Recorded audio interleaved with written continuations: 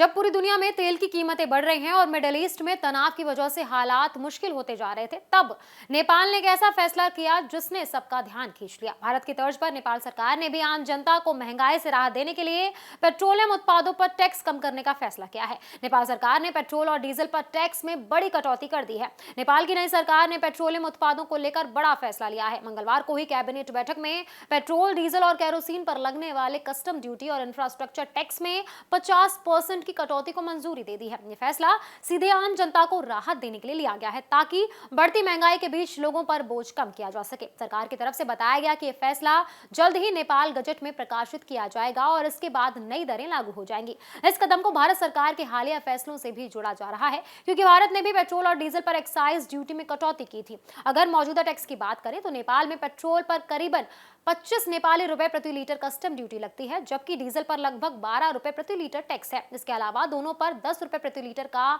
Infrastructure tax भी लगता है। यही नहीं, इसके ऊपर VAT, road maintenance tax, pollution tax और ग्रीन टैक्स जैसे कई अतिरिक्त चार्ज भी लगाए जाते हैं। ऐसे में 50% की कटौती का मतलब है आम लोगों को ईंधन के दामों में सीधी राहत मिल सकती है, खासकर उन लोगों को जिनकी रोजमर्रा की जिंदगी ट्रांसपोर्ट पर निर्भर है। दरअसल मिडिल ईस्ट में पिछले दिनों बढ़ते तनाव का असर पूरी दुनिया पर पड़ रहा है। अमेरिका, इजराइल और ईरान के बीच टकराव की वजह से स्ट्रेट ऑफ हॉर्मुज से तेल की सप्लाई प्रभावित हुई थी। ये रास्ता दुनिया के बड़े हिस्से में तेल की सप्लाई का मुख्य मार्ग है। हालांकि अब ये रास्ता खुल गया है। सप्लाई रुकने से अंतर्राष्ट्रीय बाजार में कच्चे तेल की कीमतें बढ़ गईं। इसका सीधा असर ट्रांसपोर्ट, सामान की कीमतों और आम लोगों के खर्च पर पड़ रहा था। एशिया के कई देश जो खाड़ी देशों से तेल आयात करते थे, इस संकट से ज्यादा प्रभावित हुए। नेपाल की स्थिति थोड़ी अलग है। नेपाल सीधे खाड़ी देशों से तेल नहीं खरीदता, बल्कि वो पूरी तरह भारत पर डिपेंड है। भारत से ही नेपाल को रिफाइंड पेट्रोल और डीजल मिलता है। पिछले साल नेपाल ने करीबन 228 बिलियन नेपाली रुपए के पेट्रोलियम उत्पाद आयात किए थे। लेकिन जब भारत में भी तेल की कीमतों पर दबाव बढ़ा तो उसका असर नेपाल पर भी पड़ता है। इसीलिए